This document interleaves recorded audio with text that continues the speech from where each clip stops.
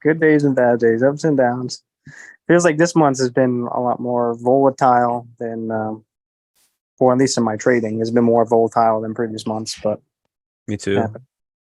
How are you doing? Last week I was red every single day except for Friday. This week You- I was red yesterday, green today a little bit, but so Yeah, bad. It's just bad. Dude, it's been really tough this week. And well, dude, honestly, the last 3 weeks, I would probably say. Yeah, that's what we are it's like talking about. it's like you'll get like a short window of like less than a minute of like momentum, and then it's just a race for the exits. Yeah. It's only worth it if you work for it. It's only worth it if you work for it. I won't stop till they hear me now. I won't stop till I wear the crown. That's exactly what it is. That's exactly Yep. it. But I kind of was comparing like my previous um like recordings, like my screen recordings when I didn't have DOS and when I did have DOS Trader. And I was like, how the heck was I ever trading stocks without DOS Trader? Because on the ladder, I was primarily using the ladder instead of the Mhm. level two.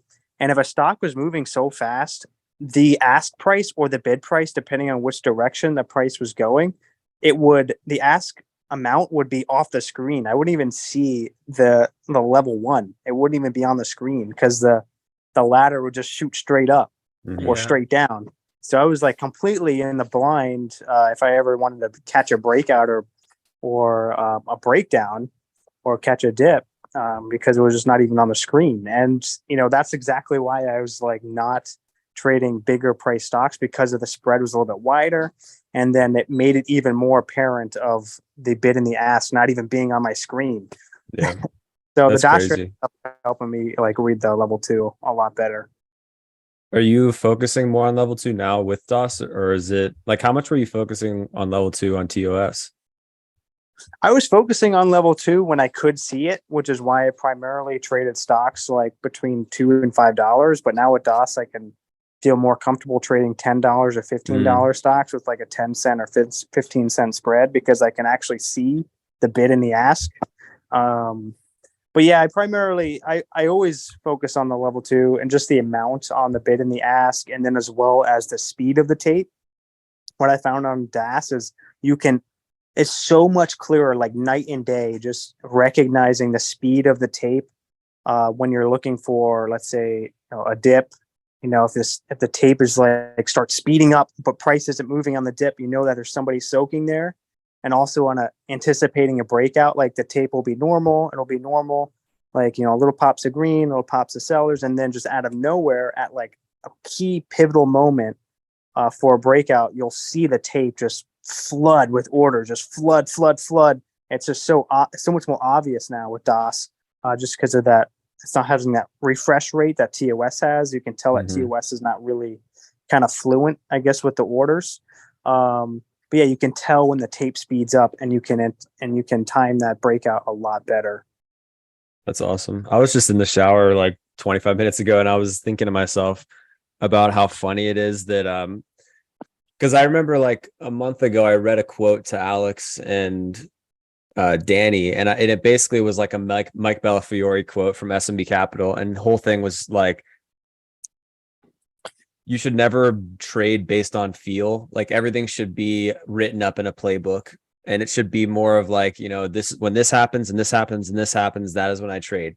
And I was just in the shower and I was like, the fact that I'm the one out of all five of us that makes no money, and I'm the dude that's trying to do playbooks and shit, and you guys are kind of doing all intuition based trading, not really, but it's much more of like a feel based thing. And I was like, dude, they're literally trading the tape basically, whether that's through the price action candlestick formation or just looking at level two and the actual tape itself. But I just thought it was kind of funny that like you guys are all doing that in some aspect, and I'm not at all. So Yeah. It is a very much fear base, and you have to make a decision so quick, you have to kind of rely it on your intuition, or else if you're thinking too much, then you won't be there quick enough. You won't have the move quick enough. And I find out that like SMB Capital does kind of focus a little bit more on larger time frames and longer holding positions. They do. So I've seen that in a lot of their videos. That's a little bit, you can't really, at least for someone with my sort of trading style, like scalping is a little bit, you kind of have to take their advice with a grain of salt, just because it doesn't always apply to your trading.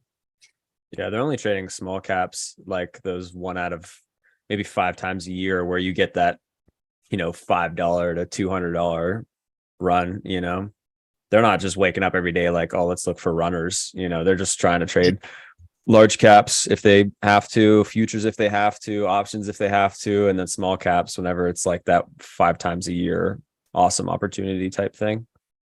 It's a bit the opposite of what Tom and I do. Like it'll be like 5 times of the year the large caps are so hot that we'll actually trade the large caps as opposed to the small caps. That's true.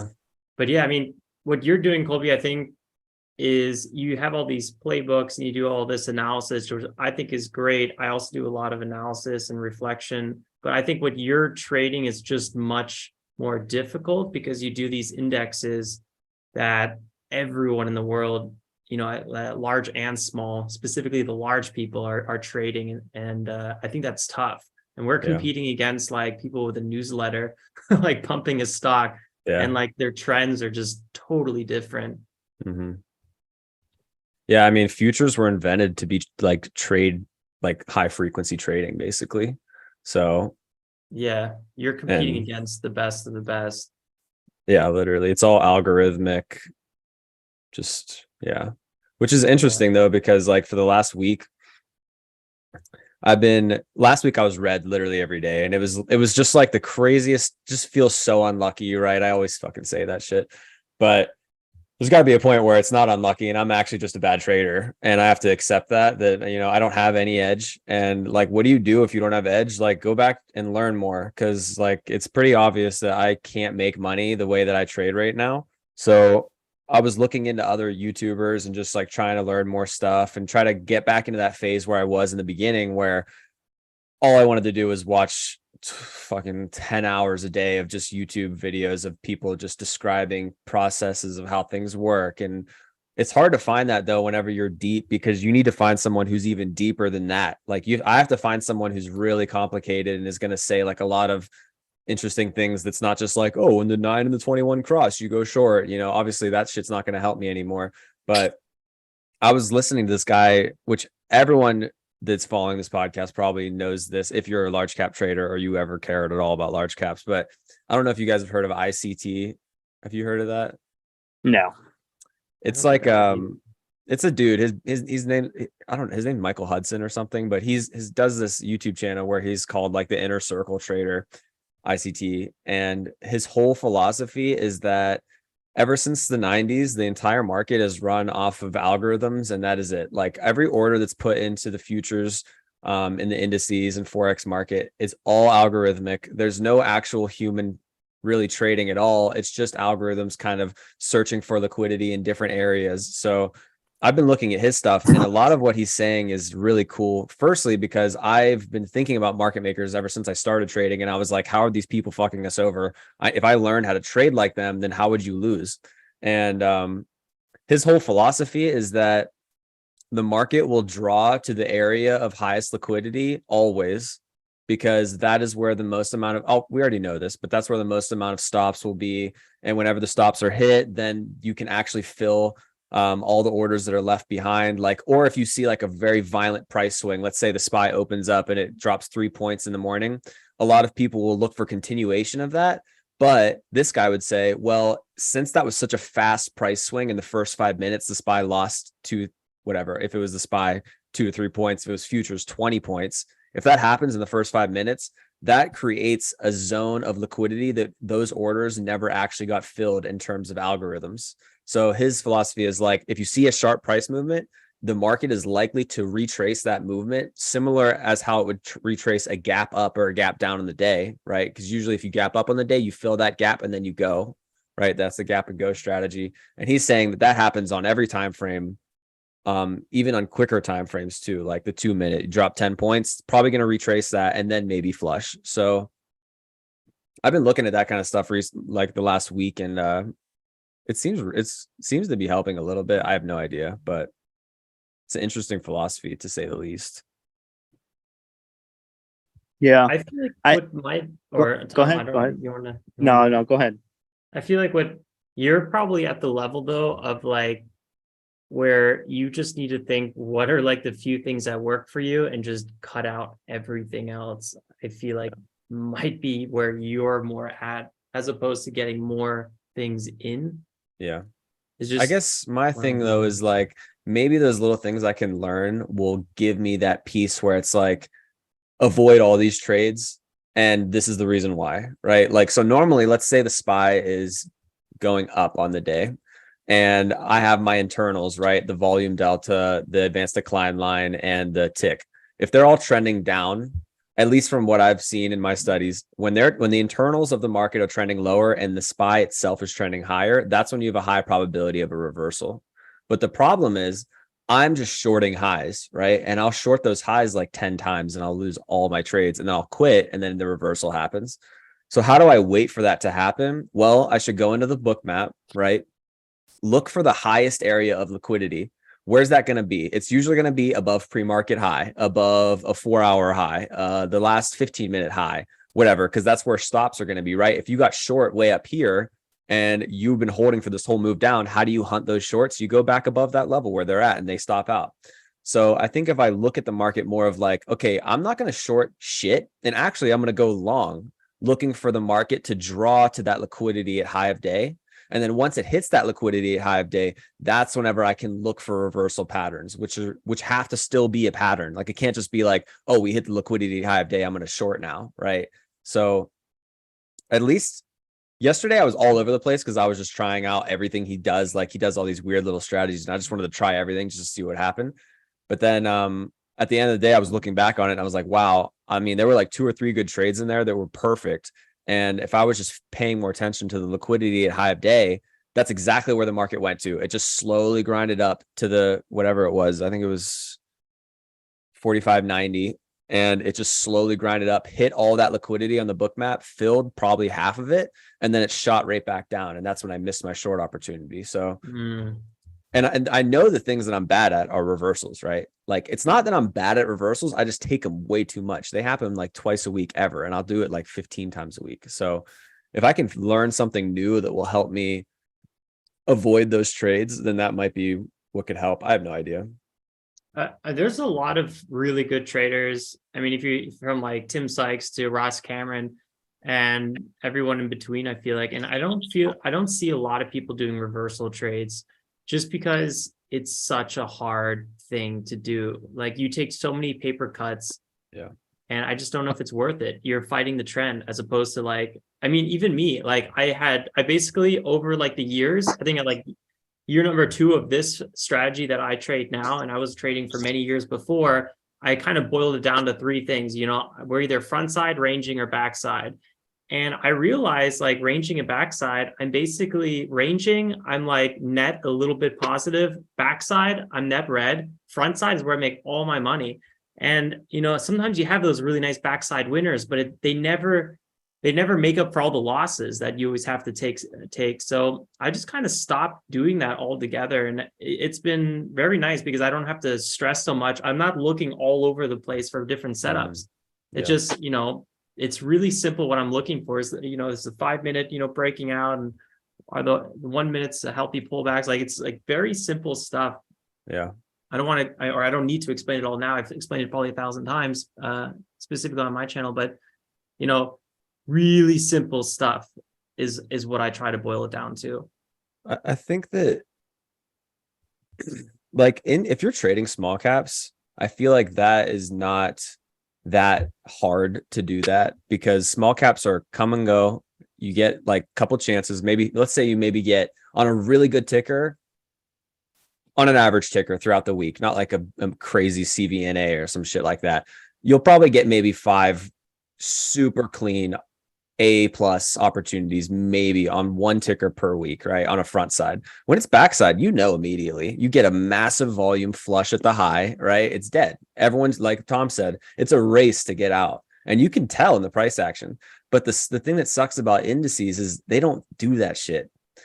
In the morning, yeah, maybe there's a massive front side and we rip up 1%, but there is no reason at all that we can't just find huge sellers at the high of day and then reverse back to the bottom. So it's like, if you're going to do trend continuation strategies on the indices, then you kind of have to be like a swing trader almost, or like a 4-hour holder or something like that. Because if you're doing intraday trading, there are so many swings throughout the day that it's like, that's why I like to boil it down to, you're either trading a reversal or continuation strategy almost always.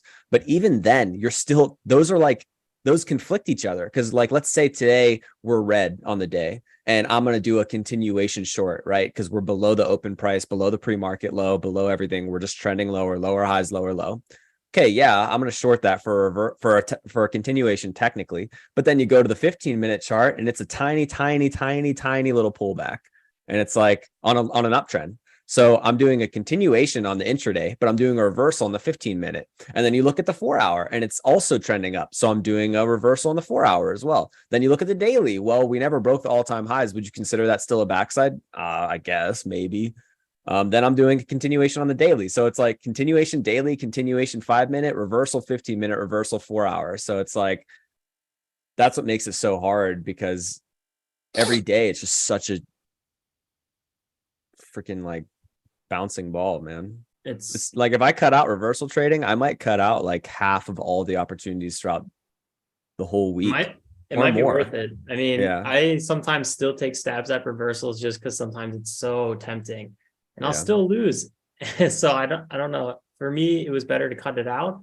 I'll still occasionally do it for sure, but yeah, more times than not, I just, okay, the ticker's trending below VWAP. I just don't look at it anymore. I'll oftentimes put an alert up, and if it breaks back above VWAP, I'll start looking at the ticker again. It's like, it's that black and white for me. And it's reduced a lot of stress, because I instead of looking for like 6 different setups, I'm really looking for one setup. And if I trade anything else, I'm usually bored. And then I'm like, oh, what am I doing? Do you do that as well whenever you're like swinging large caps or going long on like coin intraday or something? Yeah. So large caps, they're tough. Like my swing portfolio was up like 30K, and then I gave back a lot of it, like the majority of it, like 80% or so. And because I was still doing a lot of long bias trades during 2021. Mm-hmm. So this was a pretty small portfolio. I basically grew it with like $2,000, and I grew it all the way up. But then I was like, oh man, well, obviously I was trading like a kind of what you're talking about, like a daily backside, even though I was going long, because, the 4-hour was, front side. And right now I'm kind of just accumulating tech stocks, or I was like a month ago, I was accumulating a lot of tech stocks that were just appreciated, and they started rallying, and I sold them everything like a week and a half ago, which was too soon. Who would have thought? But so that was a little different. That was kind of just accumulating value. But oftentimes I will be doing like support line bounces. So like range trading, or I'll identify it's a daily front side and I'm trying to buy, 4-hour support and, ride that trend. So those are kind of the 2 styles I trade large caps, or actually 3 styles, kind of range trading, support and resistance zones, accumulating value, which is really like, it's something you can do not right now, but it was something you could do like a month ago. If we get a big pullback, we'll see that again. It's just, it's not something you can always do. It's really something like you scan the markets every day for like 10 minutes. You have your watch list of maybe some large caps, and you realize, oh, these are good, but they come out of nowhere. It could take 3 weeks, could take 3 months. It's like, you can't force that strategy. And then the last one is, trading front side. So those are my 3 things. And I find with large caps, it's pretty tricky. It's something I don't want to rely on. And I can't force the setups, is what I've learned. Every time where I sell my positions and I'm like, I got a bunch of capital that I'm not using, let me find a trade. That's when I end up giving back a lot of money. So with large caps, I really have to be like, hands-off strategy. If there's something that comes to me, and usually you know when it's a good setup, and you're like, because you're not looking for it, you're just kind of scanning, and then you're like, oh my God, like, look at this one.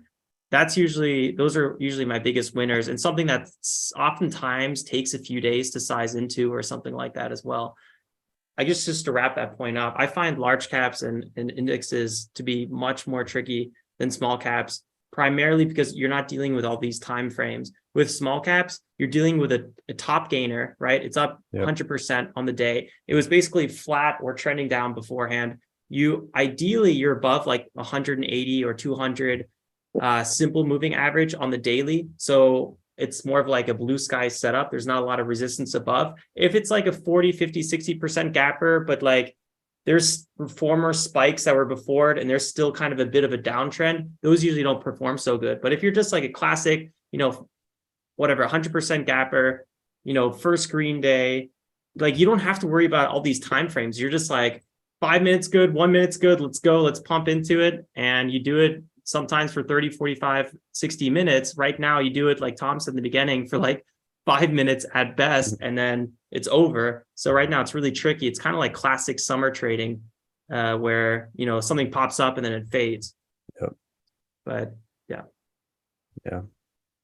Quick question for Colby. I'm not sure if you've elaborated on this before in a previous podcast, but is there somebody who's kind of trading your style or your setups that you want to be doing? Honestly, no, not really. That's no. going to make it so much harder. Yeah. You're like kind of in uncharted territory if you don't have somebody that's kind of trading similar. Like I try to pull things from people and then try to make it into my own, but then it's like, I don't know. It just feels like at this point I'm just churning and churning and churning and churning forever. I don't know if it'll ever end. So it's like this last week, I'm trying to like come to terms with being like, I need to be okay with the fact or the idea, at least, that I might never make money from trading. And if I do make money from trading, it's probably going to be a long time from now. So if I do, I need to be okay with like either working on other businesses or being okay with, like taking a step back and still trading every day and studying, but not being so attached to the idea that like, this is the way out. This is the way out. This is how I'm going to make money. This is whatever. Because when I think like that, then I am so hard on myself and then I have streaks of red and then I'm like, it's just not good. So I can't find anybody who does just a basic ass strategy that fucking works all the time. Obviously that's like the holy grail. But there's everyone I follow does some kind of weird different thing because there's so much bullshit in large caps because you can be a supply and demand trader. You can be an ICT trader. You can be a momentum trader. You could be a range trader. You could be a reversal trader, a continuation trader. You could do like moving averages. You can use you could use fucking anything and it'll all look okay until you start trying to trade it. And it's like, I like this ICT guy because I'm always kind of like a conspiracy theorist. Like Alex used to always make fun of me for that, about like order flow and stuff like that. Because like, if you just think about it, if there's just trillions of dollars going in and out of the market every day, that's not fucking going hand to hand. Like I'm not sending my shares to Tom, right? Like my shares are going to a clearinghouse and they're going somewhere that I don't understand. And I will never understand until the edge is eroded fully away and the market makers can finally tell everyone. And then they have a new version of edge. Like I firmly do believe that the second someone comes out and they're like, hey, this is my strategy, this is how much I made on this for like the last X amount of years, their strategy is probably eroded to the point where it's not even that useful to anyone anymore. And I feel like SMB itself does similar shit where they'll give out videos that are on like the volume delta, the advanced decline line and all this bullshit. And then you'll look at it for like a month and you're like, oh, this is like, okay. And then a month later, it's literally signaling the opposite of what they're trying to tell you. And it's like, is the market that efficient where an edge can just be eroded like in a blink of an eye the second it's discovered by market makers? And like I'd like to think no, but if you're a market maker and you're able to literally front run the fucking market, like think of that. You can look at every order that is coming into this particular indice like Citadel can why would you not front run the market? Like, how could you? I mean, obviously that's what they're going to do. This is a fucking capitalist economy. We're going to make money whatever way we can. If that means fucking over people, that is literally what will happen for sure. No doubt. That's what happens. So it's like, I like the idea of using market makers and trying to understand how they actually manipulate the price to try to draw to levels of liquidity so that they can grab all those orders and then go in the direction that they were supposed to go in the first place. So I think, I don't know. I have no idea what I'm even saying anymore. I think that if I try to do, I don't know, I'm just going to try to keep learning shit. And hopefully there's going to be a point in time where it's just all clicks and I can go fuck myself and not have to ever do anything ever again. But as of right now, that is like a far distant idea in my head. And I'm not even going to try to entertain it, because when I do, I just get sad that I can't do it yet. So Yeah, it's a frustrating place to be. I think Yeah. with these with all these videos that you're watching, I think, none of them are necessarily wrong, but certain things only work at certain times, like right now you can really buy the front side in a lot of large caps and just let it ride for like basically a year and a half. That was not the case. If you did that, you would have ended up like my swing portfolio, where I just kept on getting stopped out of. So certain things work at certain times, and even with day trading, you'll notice, this week or like the last 2 days, you could really buy into halts, and they just halt 3, 4, 5 times in a row. It's working really good. But if you made a video about that, by the time somebody watches that video, it's probably not the case anymore. If you buy into a halt, you might just get flushed on the first time. Like right now, buying into halts, the last few days have been a little bit hairy. So yeah, so you kind of have to constantly adapt really quickly. And I noticed that sometimes trend lasts for like 2 days, sometimes for 2 weeks, but they're never really around that long. And if there's some good momentum or something works, you really just try to squeeze it as much as you can. And once it's gone, you really have to back off and switch gears really quickly. no, yeah, I totally agree with that. I just wonder, like, do market makers manipulate the market to make it that way? Or is it like, I mean, obviously it's not that simple, right? It's not just straight up manipulation. There's still human sentiment, how much money people have, how much money does a consumer have, how much money do banks have, how much money, all this kind of stuff. But is there a reality where, some kind of clearinghouse, market maker, whoever's filling your orders, can basically identify market cycles because they're creating the market cycles, and they can just, so like, let's say there were only like 3 market cycles. This is just such a dumb random concept. Let's say there are like 3 market cycles, right? Front side, backside continuation, or front side, backside range. And that's all happening on like daily charts or whatever. And then you're trading based off of like that larger time frame.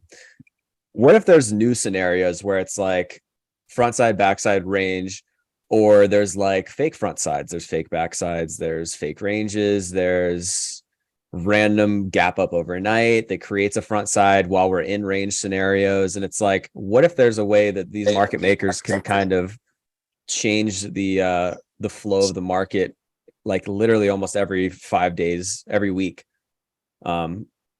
And how the fuck are you supposed to be able to identify that, especially on an index? Like, I can totally see small caps. Like, you wake up every day, if there's no small cap above 40%, like, it's pretty fucking obvious that it's not going to be good. You could wake up on a Monday though, and the NASDAQ and everything will be literally completely flat, and it might have a 5% week, and you have no clue. The first day might be a 1% day. Second day might be a 2% loser. Third day might be another 1%, another 1%, another one. You just don't know. So I don't even know what I'm trying to get out there. Do you think your edge that you're trying to create, do you think that's like, at what point do you try to like pivot if it's not working out? Yeah, I don't know. There's, I have no idea. You said that there's no examples that how you want to trade with people successfully doing it. It's tough though, because like, I trade so much shit too. Like, I'll trade continuations, I'll trade reversals, I'll go long and short multiple times throughout every day. So like, I'll short one thing, go long a different thing. It's like, I don't have like one specific thing that I really love to do and that works every single time I do it, because it seems like everything I do just kind of works a little bit and then loses a lot more, and then it works a little bit and then it loses more. Or like continuation trading, it's like you'd think, oh, just fucking go long every day, right? Fuck no. It's extremely hard. Like this shit will pull back to the low of day and swipe out everybody and then go up. And it's like, you can't just go long. You can't just go long. Like, let's say, oh, I'm going to only go long whenever the daily is above a 50 moving average. And I'm only going to go long while that's the scenario. Well, you're going to miss out on like so many massive red days, so many short days. How do you stay long bias for 3 months straight and then just switch the second it's ready to go short again? I don't know. And there's so many strategies you can do. I mean, like, obviously, what's the easiest strategy in the world? Just trend continuation. You see a high, you pull back, you use that pullback to see if it's correlating to an old higher high, and it's going to use prior resistance as support, and you go long there and you look for a breakout, you sell on the breakout. That's the easiest strategy in the world. We're above all VWAP, above all the moving averages, above everything. That's the easiest one, but that shit doesn't happen ever. I mean, it happens maybe once or twice a month. And if you trade every other day of that month, it is fucking impossible to be there that one day where it just grinds up all day and to hold that trade, because you just traded 19 other days out of that month. And on the 20th day, it finally trends up all day. Well, how are you supposed to just flip your brain and to be like, well, for the last 19 days, we trended for about 5 minutes and we just flushed, and then we went back up, and then we flushed, and then we went back up, and we're just ranging and doing bullshit. How are you supposed to flip your mindset from it's been ranging for 19 days? Now's the day I'm going to go massive size, hold this long all day to the end of the day, maybe swing it even if we close on high of day. And, I don't know. This is my whole thing. There's too much shit. There's too much shit. Is there an edge that you can use to? There's people that make money. I know that. It's not fucking me though. So, I mean, I see people making money. I see Patrick Weiland making money every single day. He's kind of a dipshit, so he could be easily lying too. I have no idea, but I see that ICT guy. He's always making money. There's so many people I follow on Twitter. Obviously, Twitter is such a toxic fucking P&L porn. But they trade SPY, right? They don't trade large cap stocks. They just trade index. Yeah, it's all index trading. I mean, that index trading stuff hurts my brain. Like when I saw Ricky do that, and he was like doing it for years, and he was happy about like these couple $100 days. I'm like, it's such a grind. I feel like trading indexes. Even Scruffy Trader that we talked to, been trading a very long time, and he has pretty low daily goals as well. Yeah. I think it's just tough. Like you make a few hundred and you're just like, let me get out of here. I mean, I would love to, I maybe have to look for a few bigger traders to interview that do indexes. I think that'd be great for your channel too, Colby, because you study this so much. I think it'd be really interesting content for you to talk to some of these YouTube channel guys. Yeah. But yeah, like you were saying, like on Twitter and YouTube, you don't really know how honest people are being. This is like my least favorite part about the trading industry, is just like there's so much fluff out there. Like I love trading as an art form. It's just I hate the industry. So yeah, I don't know. My trust is so low from what I see online, but I'll tell you what, like there is, I feel like, more money to be made on tickers that are just like very volatile. And something I think about a lot is even Tim Sykes, who I really did not learn much from him. I found it very difficult to learn from him, but there is one thing he said all the time. He was like, I pretend, or like I act like I'm a retired trader. And I think that's such a good line. And it took me a while to like, it really hit me, where it's like, man, like usually like 1 or 2 trades a day is really where I make all my money. And just, being patient, waiting for those setups that you really know are good. I'll still do maybe a couple, dozen trades, but a lot of the trades are just to dip my feet, and I'm not sizing until I really see, and I feel like I'm in a flow and I see that good setup. Then I'm really sizing. So yeah, for small caps, you can really just wait. And sometimes there's like a three month lull, and you're just like, hey, it's fine. Like I've been, wrapping up a lot pre-market and kind of kicking it. But if it's really hot, like I'm not going to go on that trip or whatever, and I'm going to really focus on trading. I think that's what a lot of people do. And right now it's kind of summertime. People are, off, they're with their family. So there's no need to gun it right now. And I think the market really works in cycles like that. And it's so easy to geek yourself out. Like if I really wanted to have like a, new all-time high day today, it would be very difficult unless I like sized and just hope for the best, did a Hail Mary, and most likely I would end up big red. So that's trading in a nutshell. Really got to be patient. Yeah, that's a good point. I think that is something I neglect a lot because indices, they move every day. The ATR is pretty fucking similar. Like every day we're moving on the SPY, on the ES futures, about 30 points, like from low of day to high of day. That would be a decent day. And that's like, I think usually like maybe I should think of it more of, because I'm such a, like, I like holding really long. Like all my friends that I trade with, they're all scalping literally 2-point trades, like 2 points. And that's 20 cents in the SPY. To me, that's like not worth it. It's more of like, you're kind of just getting lucky randomly. You're going to lose it all on a Friday because you lost 10 points or whatever.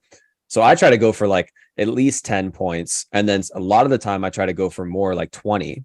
And when I get a 20-point trade, obviously it's really cool and I feel great. And I don't really see anyone ever on Twitter or doing that. They're like, I don't really see many people trying to get 20 points because it's just fucking hard because the SPY just pulls back so strong. And it's really hard to just hold for like an hour or 2 hours, 3 hours long. And like 2 weeks ago, I was looking at all my stats. I was like, dude, if I fucking sold every trade at 3 points, I literally would never lose. Like I would never lose. Every trade I ever take, it's either I'm immediately red and I have to cut it, or I'm up at least 3 to 5 points and it comes back and it takes my stop out and I end up losing like 2 to 5 points. So I think it would help me a lot to just be like, you know what? Like a good day, fucking 3 points. That's a decent little small day. Just take your 3 points, fuck off, right? A decent day, 5 points. A good day, 10. A great day, 15 to 20. That's like a once a month type thing. Every other day, you should not be doing that kind of shit. And it's kind of like, that's the fallacy of indexes is, yes, they move a lot every day, but that does not mean that it's capturable, right? Like that is not a capturable trade. Just because it moved up 30 points today, it may have fucking moved up 20 and took out the low of day and then went up to be up 30 points in the day. So whereas small caps, it's just, again, like it's so obvious. You're not going to wake up every day and see like BBIG moving every day 2 points. It doesn't do that. It has one day out of a 2 month window where it moves 5 points. And then every other day it moves literally 1 penny. And you can see and feel the volatility. So maybe I need to just spend more time observing, more time looking for stuff and less time actually trying to trade it, Yeah. In Q1, when I was trying to hold all my tickers longer, that was my worst performing quarter, even though typically Q1 is my best performing quarter. Wow. And it's exactly like what you said, you're up, whatever it is, let's say 3%, 5%, and then all of a sudden you're down 3, 4, 5%. Yeah. And it's like, wow, I should have just took profits. And, a lot of the best traders, like let's say Ross Cameron, he'll say it's just all base hits. And, if like trying to make a 10% trade is pretty tough, but trying to make a 3% trade and you do that 3 times, it's actually not that difficult, especially with small caps that are like this, So that's also my approach to it as well. Like I'm more scalpy. I trade the front side. I try to trade that move and get it as long as possible. Some days you can really feel it and there's just energy behind it and you can make, 20, 30% based on your average position size. And then some days, you're like at 5% and you're like, man, I'm lucky I'm at 5% today because there's a lot of traps out there and I need to ease off the gas. Yeah. So knowing the environment you're in and then taking those small base hits, I think is a really good idea. I think even Tim Sykes also said like he's looking for just a chunk of the move. If it's a 10% move, he's also looking for that 2, 3, maybe 4%. That's already a lot of that move. So it's something you hear a lot, especially with small cap traders. I don't study so many large cap traders, so I'm not aware what they say, but Yeah, maybe looking at the ATR on the day and being like, if I captured anything more than 3% of the total daily move, that's a decent little day, right? So like if we move 20 points, I guess that wouldn't even be anything really.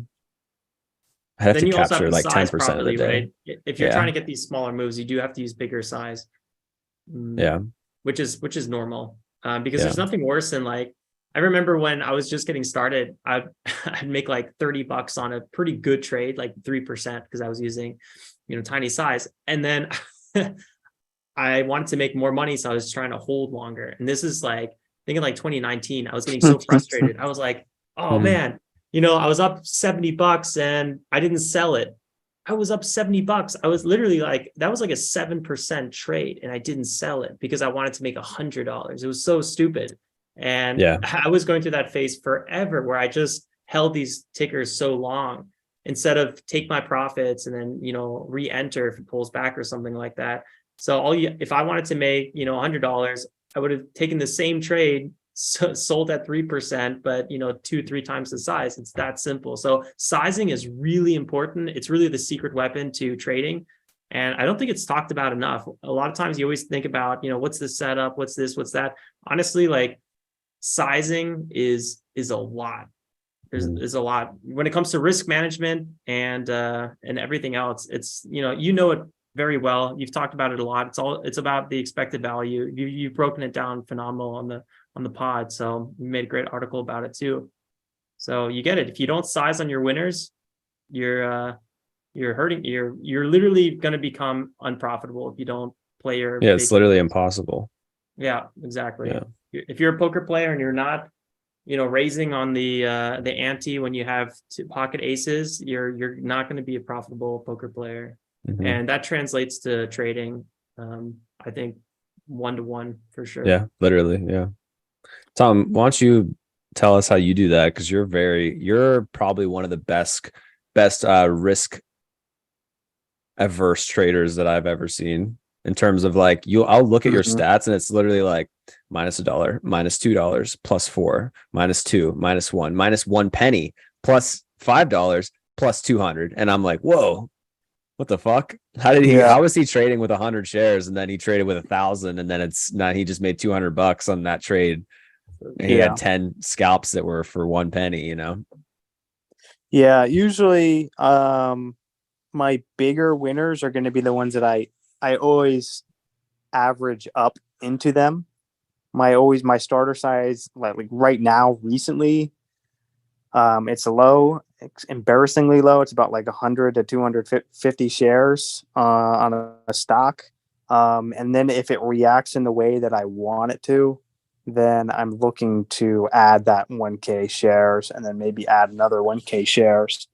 And that usually works out well, that strategy, because I'm averaging into winners, and usually it'll go much higher than my adding price. And so I'll come out with like that nice $100 or $200 winner, even though I started off with just 100 shares. But sometimes that can get you into some trouble because you'll average up and then it'll come straight down. Because some markets recently, the entry for the bulls needed to be the exit for the bulls. It kind of flips. It's like, the 1 minute candle to make a new high. That's your sell. That's where you should be selling, not buying. Yeah. Previously, a couple months ago, and then also in 2021 and 2020, that's an entry right there. First 1 minute candle make a new high, or anticipating a fresh breakout, or 1 minute pullback. That should be the entry. But now, that is the exit. And now you got to think about, now how do I get in before that? Now how do I, anticipate an entry, before that? And then you got to completely reframe your mind to where it's like you got to be buying on red candles, like coming down, and anticipating a bounce, and then maybe selling on that 1 minute candle to make a new high instead of the entry. But how long are you in drawdown when you take a loser? My drawdowns are pretty small. Usually, like I'll allow like one bigger red day, and then I'll start to reel it in a little bit. I meant like on an actual Sometimes it's just good. single trade, but Yeah, sometimes it's good because I'm managing my downside, but like I'm pulling back my confidence so much that it takes me like another 2 weeks just to get back to where it was with my confidence level. And then like it'll happen again, and then I'll reel it in, and then it'll take me another 2 weeks to get back, mentally. And that can have a drawback too, because I'm leaving a lot of money on the table. So that's the kind of thing that I kind of been dealing with. It's pros and cons. I'm never really too far off of my high. I don't think I've been in a drawdown farther than 1,000 off my high. And 1,000, that's like 2 to 3 solid green days recently. So I mean, that's not too bad. So like, I mean, what about on it an just actual depends on what just you're comfortable single? with. Like, what about your entries? So, like, let's say you're green like $300 in the day. How many of those trades are you winning, and how many are you losing? And then how much in those losers are you actually holding that for? Like, are you selling the second you're red on a position? Oh yeah, I'm pretty much I'm risking break even. Yeah.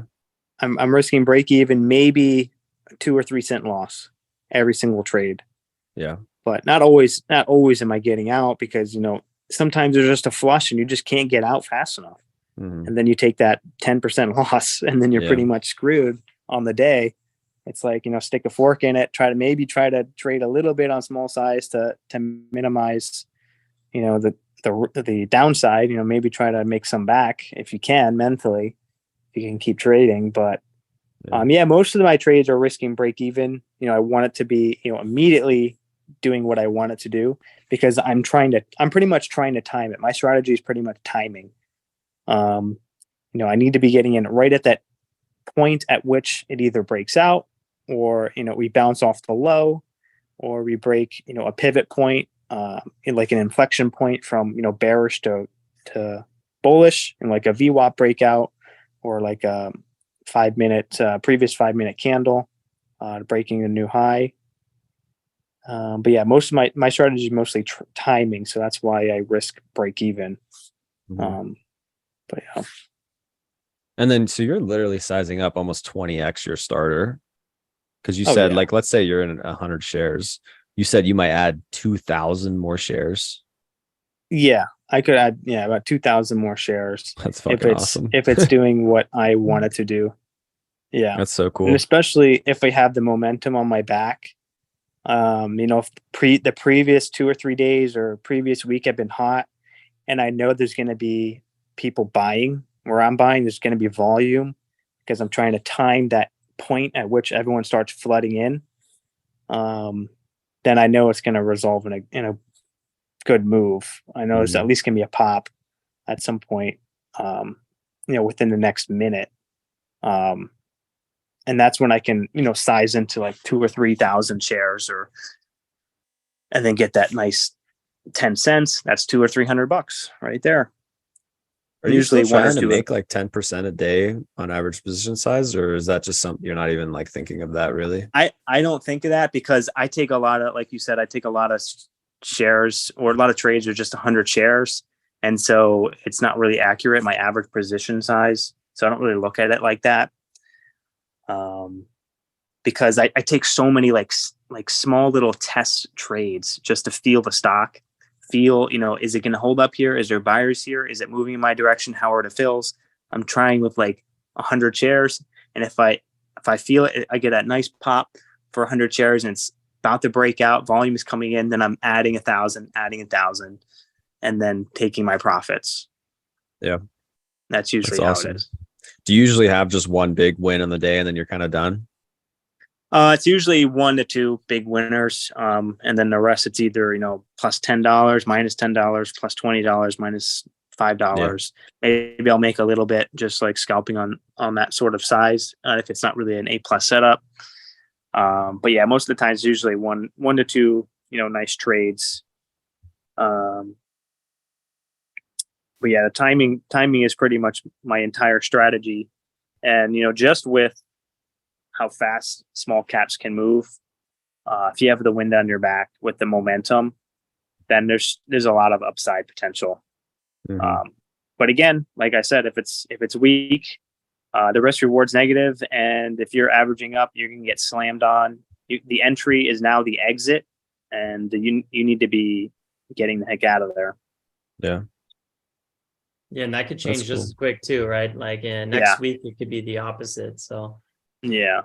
but yeah, right now it's definitely the case. Quick, short-lived moves. Tom, I feel like you're a cool example of trader because your edge is almost your execution. You know, What do you mean?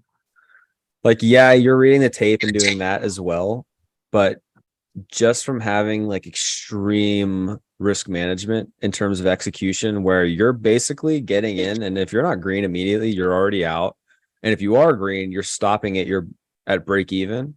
Like that alone can create an edge in itself, just because you're giving it, like, let's say there's 2 clean front sides on the 1 minute chart on a small cap, and you give it 20 tries, you only need one of those to hit. And if one hits, you're good. And if you lose on all the other ones, you're down like $30. Yeah, $20-$30. That's usually how it is. That's usually how it is. And I'll know when I'm on a good stock, because I'll get in and it'll be a front side move. I'll get in at, like, let's say, like, for a $2 pop, like 199, and the bids, as soon as I even know that I'm in the stock, the price is at 203, 204. And now it's like, I got a good one here. Wait for the next pullback. Take your starter. You see there's a nice bid on there. You add in 1,000 shares, and there's your $100, $200 or more. Awesome. If you start sizing more, which is what I'm working on. But that is a struggle, man. Sizing up is a struggle. Because at one side, like, you want to maximize your potential with, making as much as you can.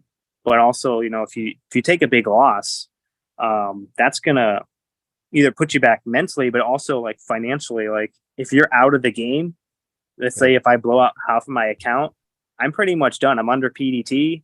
I gotta, save up money. That's gonna take months to make back out of, like, an hourly job. So, I want to be in it long enough to be able to develop those skills, to be able to succeed at that level. And so, at the one hand, like, you want to go for it, but, like, on one hand, you're like, you don't know if you're ready. You say that you're ready, but you go for it. You get a couple winners, but then always, like, it's like, if you get caught in that halt down on, like, EDTX, like, you're screwed. You're pretty much screwed. You lose half your account, and that's it. Stick a fork in it for the next 6 months. Yeah. Yeah, that's true. That short bear guy, he's always talking about how, like, if you trade anything that is like a small cap at all, even large caps, like, there's a very high chance that before you die and your career is over, you will have at least one black swan event happen to you. And he's like, and he's terrified of those because his position size is like $10 million, right? Yeah. So he's trying to make like 3.5 million like a month, but his position size can be like 10. So get stuck in EDTX on that, it's like, boom. I mean, for him, that would only be like a couple months gone. Yeah. But in a way, EDTX for me was like a really good, again, like, lesson learned. I hate learning these super expensive lessons, but this is a ticker I usually would never touch. And I don't even, like, it was a bit of a boredom trade. So, like, reducing your market exposure is really important, because market exposure is a real thing. The more time you are looking at the market, the more chances you're going to do something stupid. And last Friday, or the Friday before last Friday, when EDTX popped, there was nothing moving, and I was just about to log off. And if I just logged off a little bit sooner, because I already told myself, no, it doesn't look good. And then I was like scanning. I was like, maybe I'll find something. It's already like Friday. Usually when I start having those kind of thoughts, like, nothing good comes out of that. Like, let me just see if I can take 1 or 2 more trades. Like, again, like, I'm trying to force a trade. I'm not letting it happen. I'm not waking up and there's 100% gapper and I'm like, let's trade that, that next front side. Next time it gets above VWAP, next time it does XYZ, let's do it. I was really hunting for something. Yeah. Now I'm stuck in this. I'm literally stuck in EDTX. So who knows what it's going to open at? Probably nothing good, but this is something that you should just like, if his stock just went from like, what was it, like $10 to $70, you should probably not trade that with your like $1 million. It's like something you definitely do not touch. Yeah. Luckily, Yeah. I didn't use big size. I just used like 7K, but like still that could have really killed me. I'll probably lose most of that. But it's not the end of the world. So like the short bear, you have to really watch out. And I hope this is a little bit my black swan event. I mean, what are the chances that like I traded it right before it got a T12 halt? Like that's so rare, but it could happen. Dude, even volatility halts, like it's hard to be in that shit. So for you to get stuck in a T12, it's like, Jesus Christ, the volatility halts are almost different because some people actually want to get stuck in those, like you're like, oh, nice. Like it halts it up and I'm in it and it's going to get open higher. At least that's what a lot of people are trying to do. I mean, ideally you're not in it and you trade it when it opens, but most likely it's going to get halted again. So it's like, it's kind of okay to get stuck in those, but like this one where the SEC just freezes it for no reason and they want to investigate the company for the next 30 days. It's like, what the heck? Or like, if you're in a Chinese ticker, remember they were just getting like delisted and frozen. Yep. And a lot of times, like if you just day traded that and all of a sudden it happened, like, oh man, you're going to be hurting. So I just decided not to trade those because I felt like the upside wasn't there compared to the massive amount of downside. And that's also why I don't do a lot of short trading, because it's just like in one trade, you could blow up your whole account. You can owe over the amount you invested, which is just, to me, a terrifying thought. I like the fact that like EDTX, I like the fact that the most I can lose is 100%. It's a pretty calming feeling. Like it's going to suck, sure, but at least I can't like, if I was short and a stock, and this happened to a stock at like $2, I'd be so nervous. What happens if it opens at $10 and my principal is $7,000? If it opens at 10, I owe $70,000. I'm going to get massively liquidated. Like that is some stressful shit. That's HKD, man. Dude, that's what happened to Alex Temes, that guy from my investing club. He lost 400K. Oh, well, no, that was on Tops, actually, I think. That's when you liquidate all your things. You buy some gold and you move into the woods. I don't So that was a great career. I just wiped out 10 years of gains in a minute, but it was fun. I had a great time. Yeah, I don't know if that's worth it. I don't know if I can ever get into like major shorting just because of that. Sure, I'll short a large cap here and there, but like, man, shorting these smalls, it's pretty ballsy. And I get why it works most of the time, because most of the time, all these are shitty companies that all go back to like sub-dollar level. Yep. But it's like every now and then you see that, ticker go from like $2 to $60 or something, like PPI or whatever. I think that's why a lot of those big short sellers, they just have so many short accounts where they're like, well, I can blow this one and it's not gonna. That's a great point. I've seen a few people that are like, I used to just want to grow my account, but now it's like I have several accounts, and if one gets basically destroyed, that's their risk management. That's their like, with the matchsticks and like making sure one match is out of the way. Like that's their strategy for risk management. Like just don't have more than like 30K in the account or 100K or whatever the number is, because it will blow up if you're a short trader at one point. To me, that's just mind blowing, because like I want to be, have millions of dollars in my IRA, which is definitely possible. But if you're short trading, you could lose that all in one trading session. With a long trader, it's not going to happen. Like, yep. I think EDTX is literally like the worst case scenario as a long trader. Mm-hmm. But when are you ever putting really more than 20% in one trade? If you're doing that, that's, if you have a small account, sure, you might even be putting 100% in one trade, or not 100, but like 80 or whatever, which is fine. You have to do that to grow a small account. I did it myself. I would do like, rotations with the 3-day, 2-day settling period. So, trade on Monday, you get the money again, and then I would use like full size. That's different. That's like a growth way to grow your account. I get it. But like once your account is over like, $50,000, $60,000, maybe over $100,000, you're never going to go in with over, I would say 60, 70%. I think logically, at least I wouldn't. Yeah. Depends how much you're willing to make, I guess. I mean, yeah, but I don't know if that you want to make.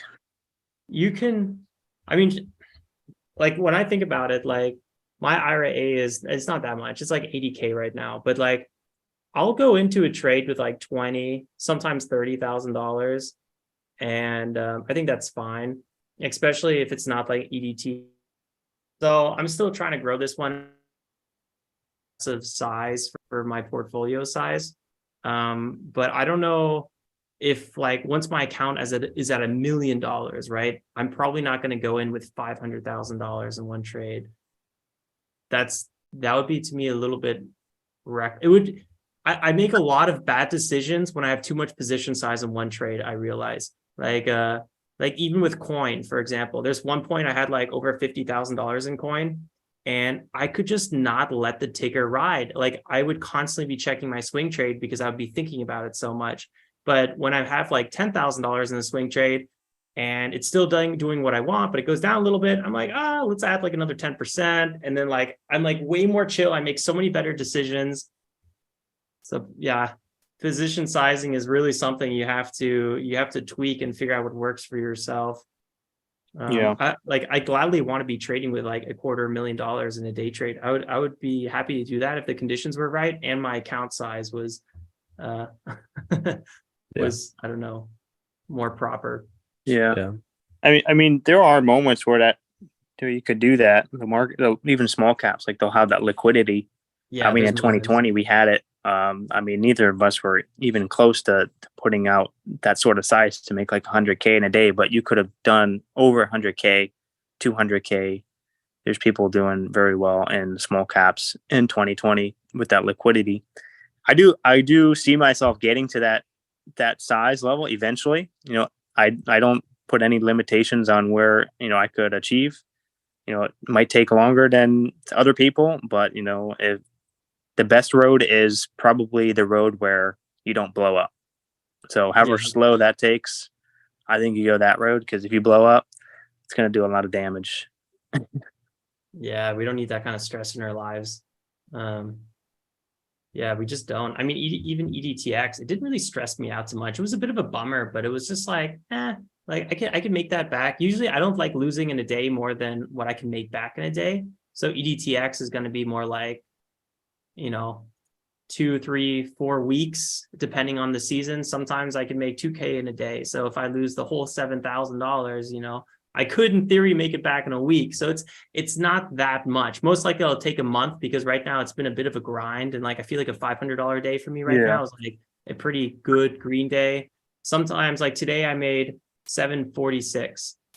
I don't feel like it was a fantastic day, but for the opportunities we had today, I feel like it was a great day, honestly. So it's like, but if it was a better market and I made 746, I'd be like, could have done a lot better. So yeah, the opportunities are just really, really light right now. And it's kind of tough to squeeze money out of the market. And that's what I was saying earlier. It's day trading it's really cyclical. It's cyclical as hell. And you can't always be trying to squeeze money out of the markets. You just kind of show up, do what you can do, and you just kind of wait. And once you've been in the game long enough, like unfortunately us three, in 2019, we were just all kind of getting into it. If we had our level of experience in going into 2020, I think we could have absolutely killed it, what we know now. And right now, all we have to do is kind of wait for that environment again, which will happen at one point. And until that happens, we can still pull out, $10, $15, $20,000 a month as we size more appropriately. But it just, those are grind numbers. I mean, those are great numbers, and I'm not making them right now. But compared to like a $200,000 or $500,000 a month, it's just impossible to make right now. Like even Maross Cameron's not making that, and he made what, like $1 million in a month or something like before. I don't remember exactly. Yeah, it was absurd, but he just it was during GameStop and AMC. Exactly. Like you need to wait for that environment, and we just don't have that environment right now. So like if he's doing like a 50K month, I think he's probably pretty happy with that, even though he knows he could do better, but there's no market to, do better with. Yeah. That makes me think a lot about how important it is to make sure you have other businesses and other things that are just You know, like even stuff that's like you're passionate about, like even like this little cabin for me, like I love the idea of having like 100 of these fucking things, and I have like a vacation rental company where I can make $1 million a year doing that, and then I trade on the side, and it's just all fun and games, really. And I still put in the effort and energy that I would need to do to make $1 million a year. But whenever that year comes that I can make $1 million, I will definitely do it. But I'll also make another million from my fucking other businesses. So it's like that's something that I'm really, really trying to put more energy into, because it's just so fucking hard to wake up in the morning and be expecting of anything with trading. Because any day when I wake up and I'm like, I want to be green today, I want to make money, I want to do this, and I don't do it, it's a shitty day for me. Like I don't have a good time the rest of the day. Like it affects my mood and everything. But if I went into trading and I was like, hey, I'm gonna make $1,000 today, whether the market fucking explodes or it does nothing, and I don't give a shit. And that could be like my risk on the day, like being break even throughout all my ventures or something like that, you know. But yeah, You can't have expectations with trading. That's for sure. Yeah, I also like all my other projects with if it's coding or diving into health stuff. I watch so many like health and history. I love history documentaries. So like to me, all those things are really fun. Or tennis. I try to get out for tennis all the time, at least once a week. Or surf trips. Right now we're thinking about maybe getting a base in Peniche, Portugal, because we just love it there so much. So then we could just surf every morning. So stuff like that, you got to live your life. And that makes trading a lot easier if you really live your life. And otherwise you're going to get so pissed off because you're going to be like, I just dedicated 3 years of my life to this, and I'm not making any progress anywhere else because I'm really trying hard on this. It's just going to make it worse and worse and worse. Yeah, I was also in the boat a while ago where I was like, can't have a plan B. Like no plan B. If you have a plan B, you're fucked, because those kind of people just don't try as hard. And now that I feel like I needed a plan B, I'm like, oh shit. Well, it's a little late for that. But at the same time, now I definitely feel way more okay spending energy on other things and being like, like trading's fun, but if I can do something that I'm already good at, like building shit, and I have a skill on it, and I kind of have like an edge in a way in the marketplace, because I like to build shit. When I was a little kid, I made tree houses, I made furniture, I built an apartment, I did all this fun stuff, and I didn't have to, it was just a hobby. I have an edge right now compared to other random people in that industry. And the money I make right now from my little Airbnb thing is more money than I made ever from trading. And I think that alone is extremely telling, that like do what you're fucking good at and make trading. Like no one's ever just inherently good at trading. Like, yes, there are some people like maybe Danny or Tom where like you're green in like the first like 6 months to a year and you just keep going. But like, at least for me, that is not the case at all. Like I just lose money for the last 3 years straight, like pretty much every month for 3 years straight.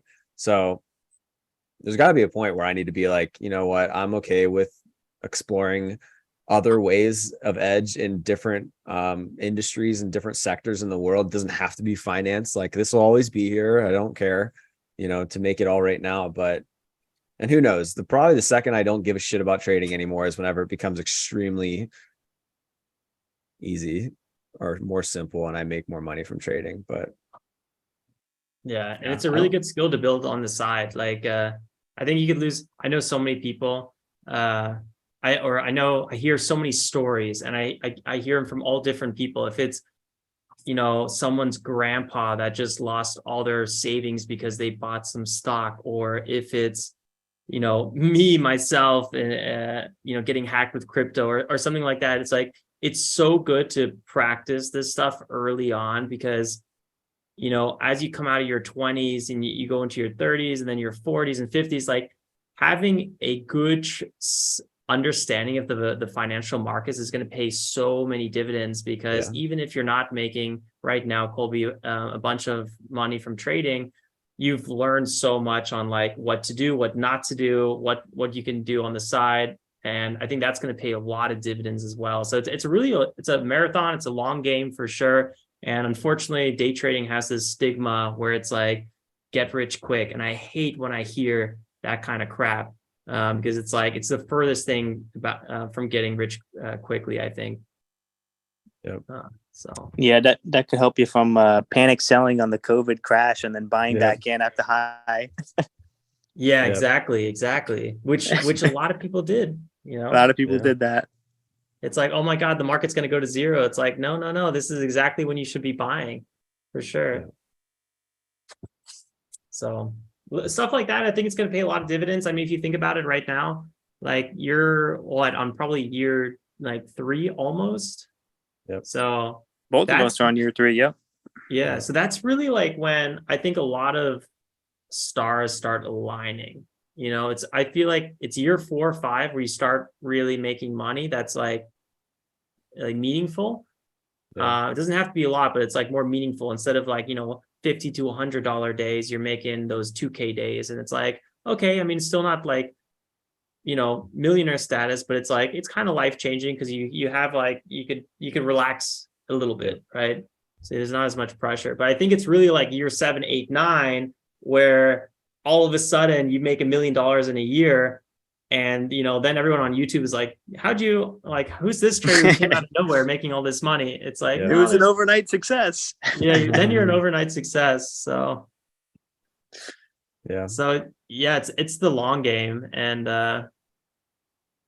that's all it is, Wait, and you're going to be okay with the under the belt. And then it's like, I only trade in January, February, March, because that's when it's hot. And like, then you're just so chill because you have maybe a few million in the bank and you're just like, it's not worth my energy to be trading the summer because it's so crappy. And maybe I'll walk out the whole summer with 100K. Who cares? It's a waste of time.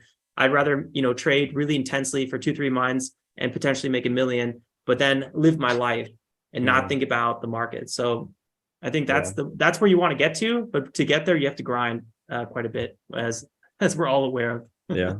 I think also, like I was saying before, like whenever you're in the first 3 years, like totally have a lot of plan Bs. Like not a plan B where it's like, this is my fallback, but a plan B where it's like, I like working on trading. I like doing this too. I'll do both. I'll give some energy to this, some to that, some energy over there. Like we talked about in New York, Alex, serendipity. Like, how could you beat something up so much whenever there might be something literally right under your feet that could have made you a millionaire a decade earlier or whatever, or it would have made you happier? Or because like the fact of the matter is human beings do what we are rewarded for. We don't do something because we straight up just fucking love it and that's it. And it just sucks all the time. Right. You like, if you just go on YouTube right now, Alex, and you start making way more content about health and you get a shit ton of views for it and people are respecting you for that. And you make a YouTube trading video and like, no one gives a fuck at all. You're going to start making more health videos because that's what you whenever you get rewarded for something, it's like fucking, it makes you happy. Like you want to do more of it. And it's like, whenever we're young traders in the first 3 years, don't just think of trading as like, this is your only way to do anything. Like you can make money a fuck ton of ways. And if that means making money in some other fashion for 3 years that kind of just pays your expenses and you don't really love it that much, but it's still something that you get rewarded for, do that until trading takes off. And then whenever trading is your number one source of income again, maybe go back to having no plan B and trading is everything. But like, it's okay to go through seasons in your life where it's like, right now I'm in an explorative stage where I'm going to try to figure out what my edge is outside of the market. And maybe that edge is better than any edge I'll ever have in the stock market. And I need to be okay with that. So. Yeah. Amen. Yeah. Amen. All wise words. And live your life. I think that's most important too. Or that kind of adds to it. Like when I was younger, I made a lot of decisions where it's like, oh, once I make X or achieve X, then I will surf more, or then I will do these other things I really like, which is totally backwards. It's the cart in front of the horse. You have to do what you love, and then by being happy, you will achieve much more. So don't put anything on hold. Also, tomorrow's not granted, but that's that's a different discussion. But Yeah, you perform so much better when you're happy and you're loving what you do, as opposed to like, let me just grind it out, and then you get miserable and your friends leave you, and then you break up with your girlfriend, or like all these maybe potentially negative things, just because you're so focused on something, when exactly what you said, your happiness, your everything was right in front of you the whole time, or like all these other opportunities, but your head was so deep in the sand. So Dude, that's been happening so much to me recently with the cabin. So like for the last 3 years, I haven't been able to pay any of my expenses monthly. So I literally just take it out of my trading account. Obviously, that's a terrible fucking idea. To try to use trading as like your expense machine whenever you have literally no edge and you make no money. But now with Airbnb, I can at least pay for my expenses. And I've noticed a lot recently where I keep saying, oh, if I made $1,000 more a month, then I would just fix it. And then it's easy to say that when you literally make zero, like 0, which is what happened to me for 2 years straight. Now I'm actually making enough where I can pay for the expenses. And I'm like, and then I'm like, wait a second, wait. Every time I say it now, I immediately just cringe on the inside. And I'm like, if fucking what, dude? Like what? You're fucking sitting right here. It's 75 degrees outside. The sun is shining. You're happy. You have a girlfriend. You have a dog. I have my whole family here. I like have an awesome property. I'm so blessed to have like the parents and the family I have and everything. What the fuck do I need in my life? It's not $1,000 extra a month. I'll tell you that. Like if I can't be happy the way I am now, I will never be fucking happy. So, and everyone knows that shit. Like, of course you don't yes, everyone knows. Oh, and so you make 30 grand a year. That's the happiest you're ever going to get from money. And it's like, yeah, sure. Like then fucking act like it, like we all know that shit, but none of us actually sit around and we're like, you know what? I'm fucking grateful that I'm like literally alive alone. That's it. Like I am not a paraplegic. I like can move. I can fucking talk. I have all my senses. I can do anything I want right now. And it's not going to hurt anybody and whatever, Yeah. We got to think more grateful. Like that. Yep. Yeah. Before you wrap up, Tom, you look really tan. Did you do your marathon practice? Yeah, I've been doing some running. Also been sitting by the pool a lot, so getting my tan on. Dude, life. That sounds great. Mm-hmm. Yep. Man, I'm not gonna lie. I feel like I'm ready to potentially leave the city and just get some property, because like there's so many things I love doing outside, and like living in a city, like your best case, you go to a park. Yeah. Thank God though, Berlin is like the greenest city ever. There's so many parks. It's beautiful.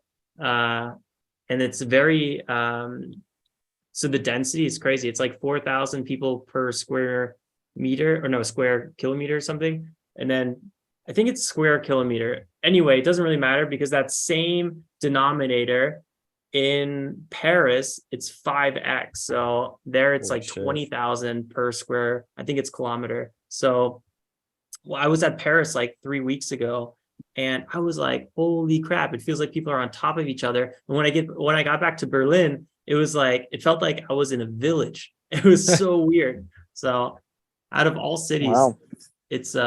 It's great. But yeah, man, I could like chilling by your pool. That sounds great to me. Or like going back to Peniche or something. Yeah. Yeah, it's nice. Yeah, I you guys knew I lived in Miami, and it was terrible. Dude, so many people, traffic everywhere. It's like concrete everywhere. No like parks, no grass, no places to hike. You got the ocean to hang out in, which is nice. But there's very lack of nature. Being able to get in nature is very lacking there. But now I'm in near the Smoky Mountains in Tennessee, and dude, everywhere, like even where I live is like in the woods. So it's real nice. My whole apartment complex is in the woods. So it's awesome. Real nice. Yep. Alex, buy a house and I'll come visit you. I'll let you know if we set something up. We'll probably need some construction hands if we do, because we're looking at some properties, but we're looking at land, and so it would probably require a bit of building. Yeah. In Germany? Actually in Portugal at the moment. Yeah, that's right. You said that. That'd be cool to buy some land Berlin as well, in Germany outside. That'd be cool to get enough land where you could put like some kind of vacation rental on it or something that you could make money from as well. Yeah, we were thinking about we found some really cool spots. We were thinking about like one like bigger communal house and then like several smaller houses because we want to have some friends come. I have a lot of friends from Florida that, you know, I grew up surfing with, and it's just like if we could have a group of people just fly in and no one has to look for a hotel or Airbnb or co-living, you know, it'd be so fun just to have everyone crash and just go surfing for 2 weeks. So that's kind of like what I'm envisioning. So if I can find the right lot, that's kind of our goal to create. So I'll ship you in. You and Tom, you guys can get working. I don't know if Tom likes construction as much as you do. I'll hold up my end. There we go. Get some nails in. It'd be super good fun, huh? Get the sauna. Yeah, that'd be awesome. I would love that. Man. I still was never able to actually like legit surf.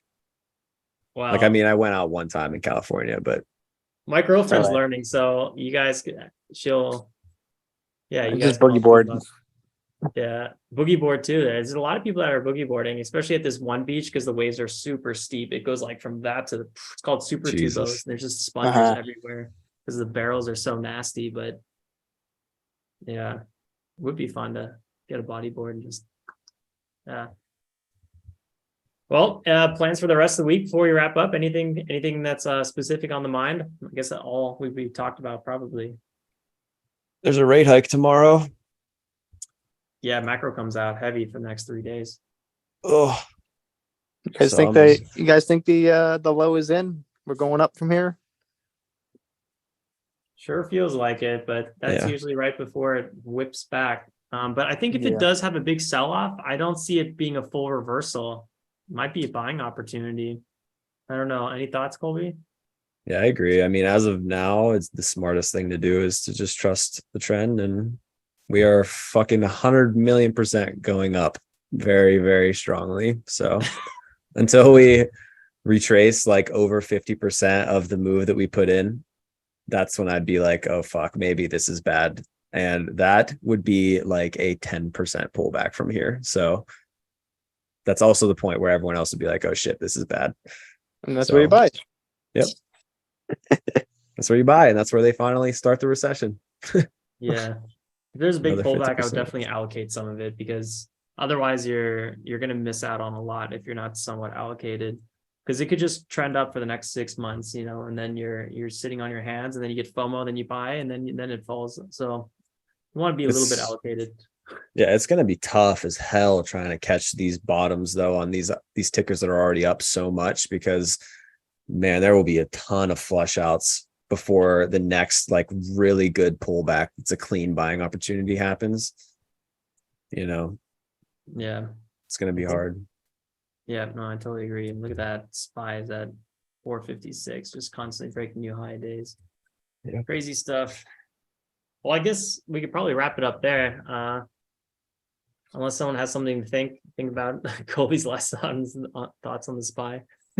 Nope. That's it for me. All right, guys. Good chat like always. See you next week. All right. Good luck Next week. Colby, with your Have a good trading week. Good luck to good trading everyone. week. All right. guys. Take it easy. Later, boys.